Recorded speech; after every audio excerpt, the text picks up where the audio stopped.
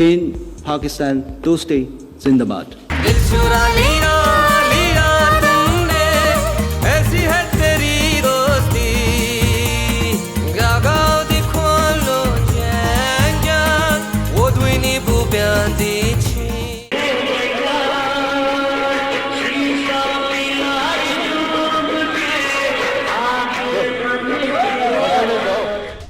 पाकिस्तान ते चीन अपने सफारती ताल्लुकात दी 70वीं सालगिरह किवें मना रहे ने? अली जफर ते चीनी गुलकारा दा गाया होया दोस्ती गीत किन्ना मशहूर हो चुकिया है। सालगिरह दे मौके ते चीन ने पाकिस्तान नू केड़ा वड्डा तोहफा दिता है, ये सारियां गल्लां तुहानू तफसील नाल दसांगे। पर उस तो पहले तुसी मां बोली दे सब तो वड्डे पंजाबी मीडिया नेटवर्क दे चैनल नू सबसक्राइब कर लो ताकि साडी हर वीडियो तुहानू वेले सिर मिलदी रहे ते साडा ते तुहाडा साथ बनिया रहे।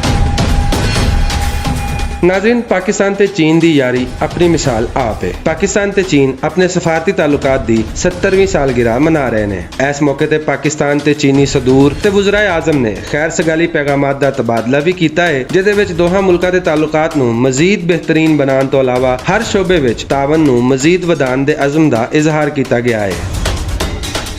चीनी वज़ारत खारजा के तर्जुमान ने अपनी एक प्रेस कॉन्फ्रेंस के दौरान उर्दू जुबान विच चाइना पाकिस्तान दोस्ती जिंदाबाद का नारा ला के दुनिया नू दस्या कि चीन पाकिस्तान लई कितनी ज्यादा मुहब्बत के जज्बात रखता है।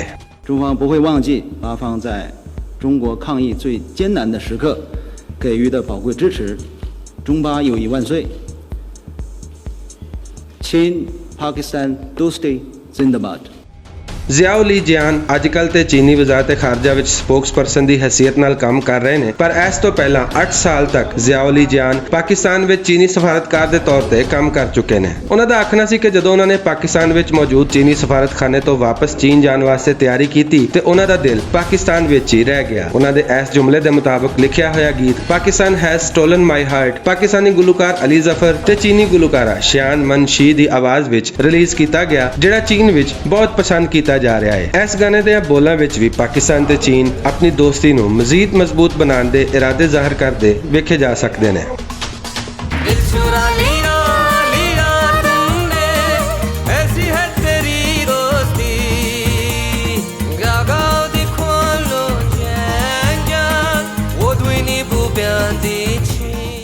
पाकिस्तान ते चीन के डाकखानिया ने मुश्तरका तौर पर 2 डाक टिकट भी जारी किए हैं, जिन्हां विचों एक उत्ते चीन की जुहाई बंदरगाह ते दूजी टिकट उत्ते पाकिस्तान की गवादर बंदरगाह की तस्वीर बनी हुई है।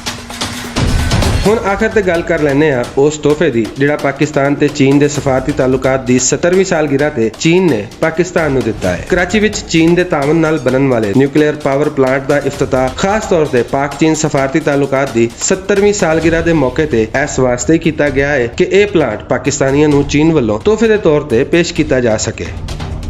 इस प्लांट की इफ्तिताही तकरीब नाल खिताब करदे होया वज़ीर आज़म पाकिस्तान ने वीडियो लिंक पैगाम राही भी पाक चीन दोस्ती नू मजीद मजबूत करन दे इरादे जाहिर किए सन।